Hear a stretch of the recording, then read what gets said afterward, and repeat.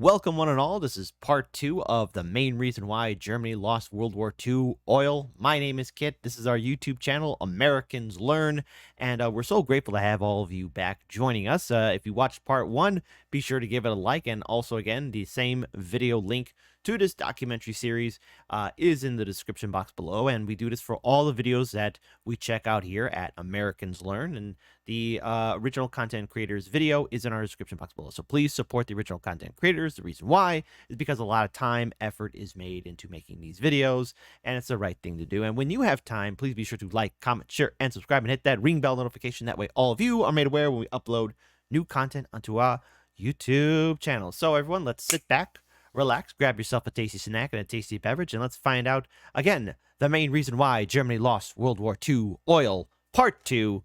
Since I'm in charge of the ones and twos, let's play this video in a 3, a 2, a 1. The German economy is on its last legs. The German Wehrmacht is critically short of fuel despite having absolute priority. It runs out of fuel in October and November 1941. The Germans, in fact, reach the Caucasus and take Rostov in 1941, but are thrown back during the Soviet winter counteroffensive. Interestingly, the terrible German logistics actually plays into their favour, as Hayward points out, because the backlog of fuel trains ends up clearing in December, and fuel therefore does get to the front, which allows the German army to fight on through the winter months. But essentially, from this point on, the Germans are now not able to wage the war that they had before. They can no longer advance on a broad front like they did during 1941. They would only have enough fuel to supply one German army group. This is why Moscow isn't taken in 1942. Instead, Hitler sends his panzers south. This is his last chance to find oil. They're not going to do it. Kiesblau and Stalingrad is Hitler's absolute last chance of winning the war. He even says, "If I do not get the oil of Mayakop and Grozny, then I must end the war." And he was right. Fuel too was in such short supply that the Wehrmacht High Command in 1942 cut the fuel ration to the Austheer considerably, a blow to its mobility accentuated by the serious loss of horses. So not only are they losing the oil, they're losing the horses too. Ah, those poor animals. The OKW warns in June of 1942 that the army will have no choice but to partially demotorise. Yes, demotorise. Those of you who say that the Germans didn't have enough tanks or trucks or equipment, you're half right. They actually did have enough tanks. Tank numbers were greater in 1942 than in 1941, and again in 1943 compared to 1942.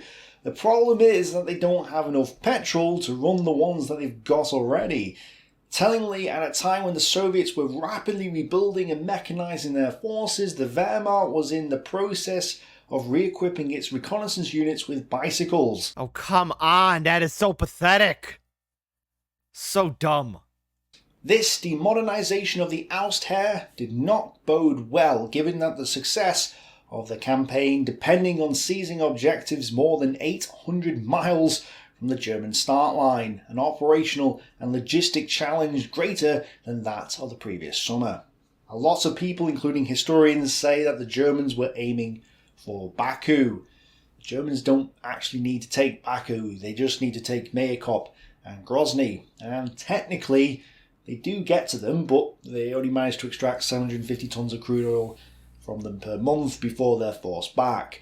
But this is Hitler's last chance. He's now at war with Britain and the Soviet Union, which is bad enough as it is, but he's also now at war with the United States, the leading oil power of the world. America's trucks, tanks, planes, trains, they sent a lot of trains to the Soviet Union, which may have been more important than the trucks they sent, and vast quantities of other equipment, well, they're on their way. So, wow, again, Germany is way out of its element. There was, again, I have to bring this up, alternate history writers, future alternate history writers. You want to do something great, like look at different perspectives. Choose any other subject area. Just don't write what would happen if Hitler and the Third Reich won World War II. It was never going to happen. There was no miracle. Okay? It's always interesting to look at alternate histories. What if, what if, what if? Just the alternate history of the Axis winning the Second World War is probably boring, lazy, and looking at it now, and we're just scratching the surface of part 2 of this video, they were never going to pull it off. And unlike the Germans, the Allies have the fuel to run them. It's just a matter of time. Hitler knows this, and knows his only chance to fight against the material superiority that's heading his way is to capture the oil in the Caucasus. If he gets the oil, his economy will be saved, and he would have the resources of continental Europe at his disposal. He would have the fuel to motorise and mechanise his army, and the panzers would have the fuel they need to actually fight. The Blitzkrieg would be back on, but he only has a narrow window of opportunity to take the oil. This is why it was vitally important that the Caucasus be taken in 1942, and why the Stalingrad campaign is important too. There's two aspects to this plan of Hitler's as well. The first is to get the oil at Mayakop and Grozny. The second is to cut the Soviets off from Baku. Now, he can't get to Baku, but what he can do is block the Volga. Perhaps they shouldn't have gone into the city of Stalingrad, but sat south of it on the Volga and just prevented the oil tankers from heading north. And, well, we'll leave the tactical decisions behind this debate for another day. But if the Germans cut the Volga, the Soviet Union would be crippled. The loss of the Caucasus would deprive the Soviet Union of half of its oil reserves and 80 to 90% of its crude oil production, refinery output, and pipeline capacity. Wow. Meanwhile, severing the transit lines along the Volga would eliminate the most effective means of moving oil to central Russia from either the Caucasus, covering a distance of 1,200 kilometers on average to reach its domestic consumers, or the Volga Urals, the second Baku. Without oil and without food, and by the way, the Soviets were getting hungry already thanks to the loss of the Ukraine, the Soviet war effort would be in a dire situation. This would have given Hitler the oil he needed to keep fighting and deprive the Soviets of the oil and food they needed to fight effectively. Germany would have been placed in the best position, the best chance of winning, if they'd taken the Caucasus and cut the Volga. This was Hitler's last real gamble. This is why the Stalingrad campaign is a turning point. It may not be the big turning point of the war. Arguably, that may have already happened, and we'll ask that question, what was the big turning point of the war, in another video. But if Hitler had won this fight in 1942, it's likely that the Soviets would have collapsed in 1943-1944. German economic assessments of the Soviet Union's precarious economic situation in early 1942 also had some merit. The Soviet economy was in fact on the verge of collapse due to the loss of numerous economic and raw materials assets during Operation Barbarossa. Moreover, the Soviet Union was already dependent by 1942 on Lend-Lease assistance, especially food and specialty petroleum products such as high-octane gasoline. Consequently, there is every reason to think that the loss of the Caucasus would have rendered the Red Army combat ineffective within a year. Cutting the oil route north would mean that the Red Army would barely have enough reserves of oil to wage war in 1943, and probably would have paralysed what remained of Soviet agriculture production. And Stalin knows this as well. He tells Deputy Oil Commissar Nikolai Beapikov that if he doesn't destroy the oil fields before the Germans capture them, he would be shot. The Soviets therefore ensure that the oil fields are destroyed, so thoroughly in fact that even the Germans were impressed by the effort they went to do it. Hey, listen, I have a task for you. Destroy all the oil fields or you're going to be shot. Oh yeah, makes perfect sense. Yeah, I'll get it all done for you, boss. The issue with the 1942 campaign was that, well, it's off distance. The Germans simply don't have enough men and equipment to do the task. I'll be covering this in great detail in my upcoming Stalingrad documentary, but effectively... And if you guys want us to check out that video here on Americans Learn, type in the comment section below, and we'll see if we can get to it right away. The Germans and Axis allied forces are not capable of what was needed, and they are defeated. When you read the accounts of German panzer formations advancing in this campaign, you hear how they keep running out of fuel. And of course, the harassment of the night witches as well. Shout out to them from a previous video that we checked out here. If you haven't seen that video, check it out, and also support Sabaton History channel as well. This means their attack on Stalingrad, for example, is often a stop-start affair, as they're waiting for more fuel to catch up to them. Yes, logistics does play its part, but actually a lot of it is simply the fact that the Germans have run out of fuel. Now, some of you will be thinking that Germany carried on the war until 1945 and that its economy didn't collapse because of a lack of oil resulting from not capturing the Caucasus. This is true, but that doesn't mean they weren't chronically short of oil. Synthetic fuel allowed Germany to wage war, but not to win it. Germany's economically illiterate generals scoffed at economic advisors who urged the conquest of the Caucasus by pointing out that Germany managed to carry on the war until 1945 without ever securing the Caucasus oil. But at no point after the failures of 1941-42 did Germany ever possess the opportunity to end the war on favourable terms. Rather, Axis Europe had to spend the rest of the conflict labouring under constant shortage of energy, which constrained economic productivity and reduced military effectiveness. Hayward also points out that the German economy didn't collapse and that even some of the economic reports about the lack of oil were a little bit exaggerated. However, there are reasons the Germans continue to fight.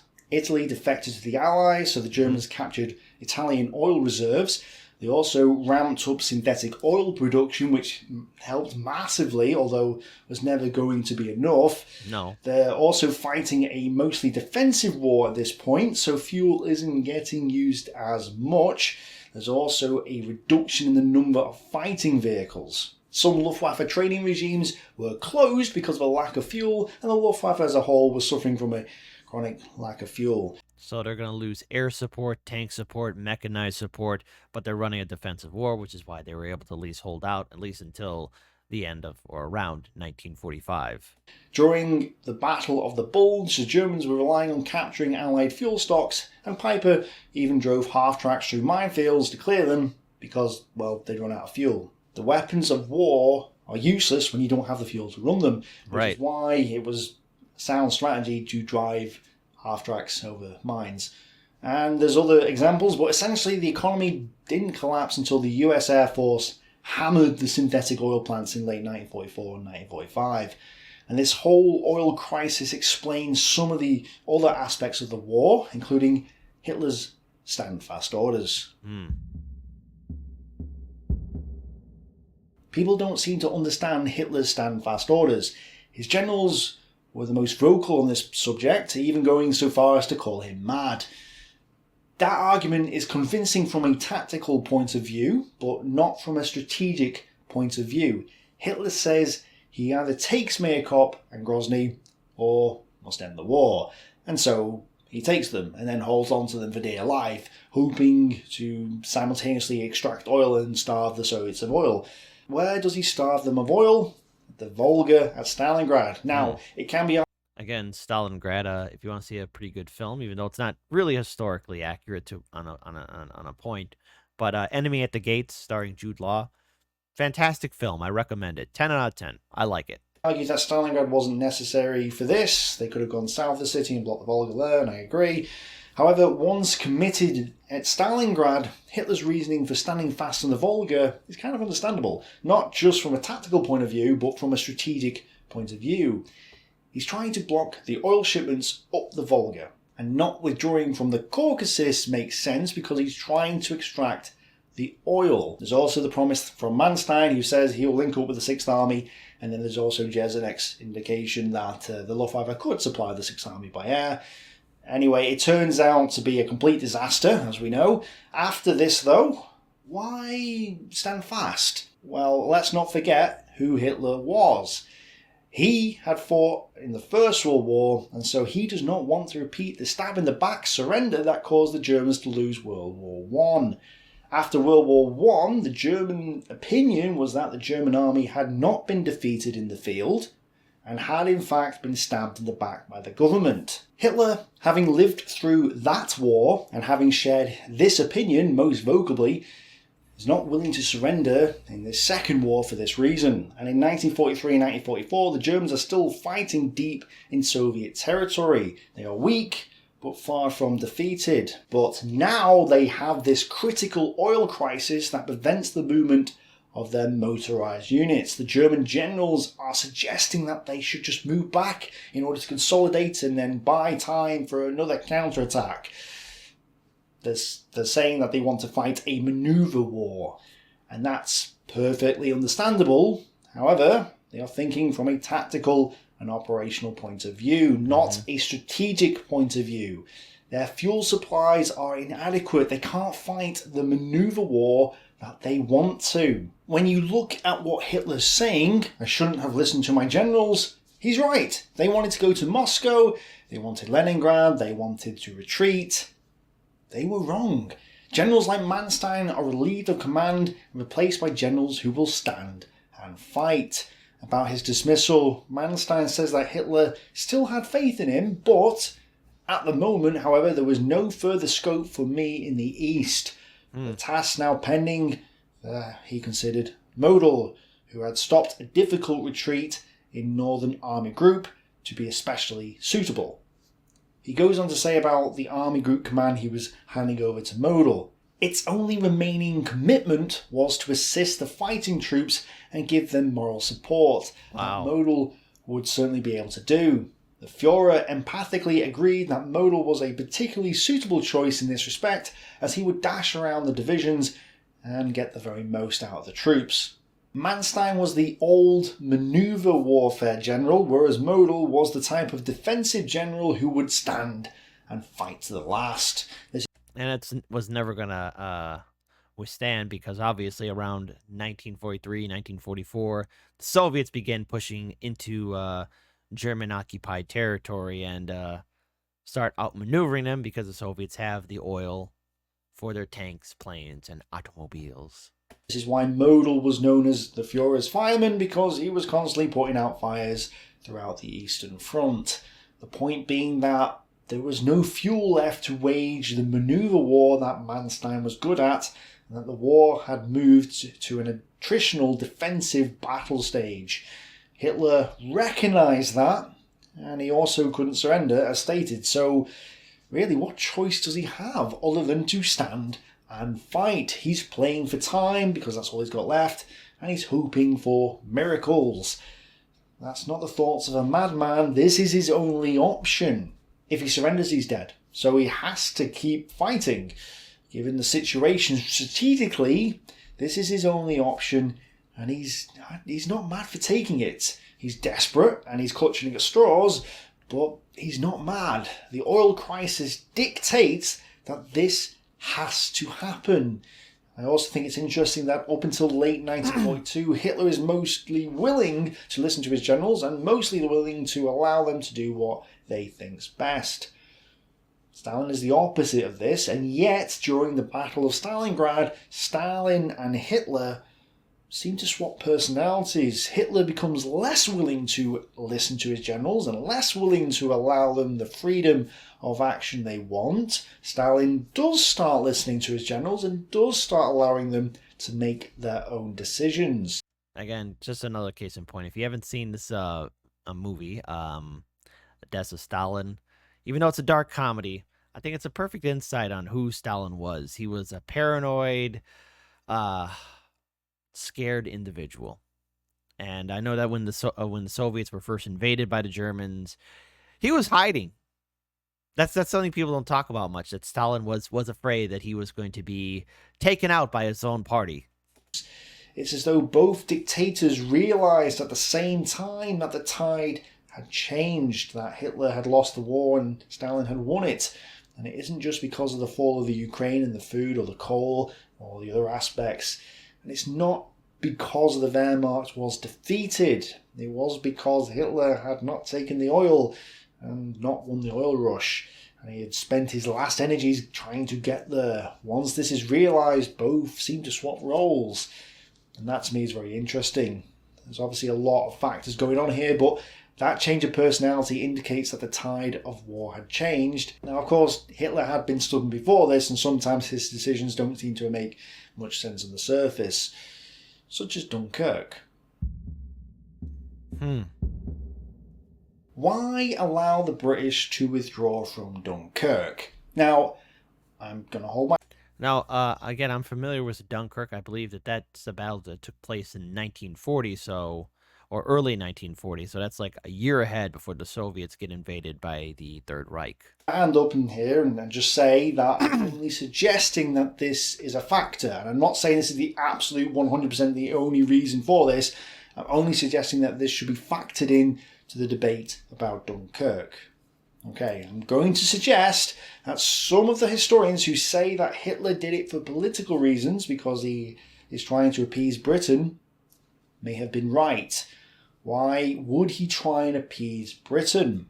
Britain, by fighting on, is no real threat to Germany, at least not by itself. Its army is small, they're struggling in North Africa against the Italians, and then later Rommel and his 3 divisions, and its air force is good, but not able to seriously hurt Germany at this time. But what the British have is the Royal Navy, and Hitler knows what they'll do with it. Blockade. Just like they do in the First World War, Germany is blockaded. Shipments of oil from the United States and Venezuela cease, and this is the ticking time bomb for Germany. This limits Germany's potential to win the war, resulting in the invasion of the Soviet Union. But if Hitler can appease the British or persuade them to come to peace, it would allow shipments of oil to keep coming into Germany and maybe buy him time to turn his army into a fully motorised and mechanised force. In this context, Dunkirk makes sense. Let's allow the British to withdraw, showing Britain that, hey, we don't want to fight you, let's go for peace, eh? That was never going to happen. After all, how can anyone forget former Prime Minister Chamberlain, who held up a piece of paper saying, "Peace in our time"? That's egg on your face there, Chamberlain. This is Hitler trying to win the British over. But, of course, Churchill has none of it. Okay, fine, so let's threaten to invade and then put political and economic pressure on Westminster to peace out by bombing them and then sink their ships. Hitler doesn't need a victory, he just needs peace. Goebbels says he doesn't want at all to annihilate England nor destroy its empire, but we must have calm. Kershaw says while he was at the Berghof, Hitler had talks with his military leaders about a possible invasion of Britain, which was never going to happen. Should his peace offer be rejected? At these discussions, an invasion was still seen as a last choice rather than a first option. As Richard Overy states, he was forced to attack the Soviet Union because Britain's stupid chiefs refused to make a sensible peace. Perhaps, he reflected, he should have struck south, seized Gibraltar, and swept into the Near East to smash British resistance. Dunkirk, in this context, makes sense. Allow the British army to withdraw.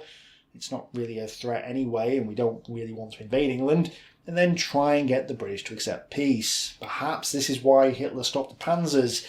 If the British can be persuaded to come to terms on the peace table, the blockade will be lifted and Germany will have access to more oil. Maybe this was for economic reasons. In his biography of Hitler, Kershaw suggests that this wasn't the case and that Dunkirk was in fact a purely military decision. In Schirer's Rise and Fall of the Third Reich, he has a debate about it, citing our beloved Halder over and over again, and seems puzzled when some generals suggest that Hitler was happy to let the British Empire live on. Halder, of course, says Hitler was at fault and that it was his military decision, although admits that there were second political decisions and reasons as well. Halder blames Goering and sides with Rundstedt, who says he wasn't the one who sided with Hitler, even though he did, and there's other generals as well that seem to be on Hitler's side in one account and then not in another, and it's a whole...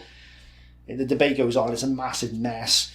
And really, it does deserve a video on its own, but I'm going to suggest that Hitler had the oil situation in the back of his mind as well. And in that context, it adds weight to the idea that Hitler was trying to appease the British. In that sense, he does not need victory, he just needs peace. Again, I'm just suggesting that this was a factor, not necessarily the only factor. Right or wrong, though, I would love to hear your thoughts on this point, so let me know. Hmm. And by the way, if you guys would like us to check out more of TIKhistory and some of these videos, I mean, this is an outstanding documentary a video essay, or whatever you want to call it. Give us your feedback. I have learned so much about Germany's economic situation, especially during the height of the Second World War, and really why time was not on Germany's side, and eventually the tide would change, go in favor to the Allies. 90% of the world oil supplies were controlled by the Allies. So deficient were the Axis powers of oil, they were willing to wage war to obtain it. This was the Axis Achilles heel. The British decision to keep fighting in 1940 results in a blockade of Europe that prevents oil from getting to Germany. Hitler is therefore forced to fight a war with the Soviet Union, which doesn't collapse in 1941 as expected, but keeps fighting.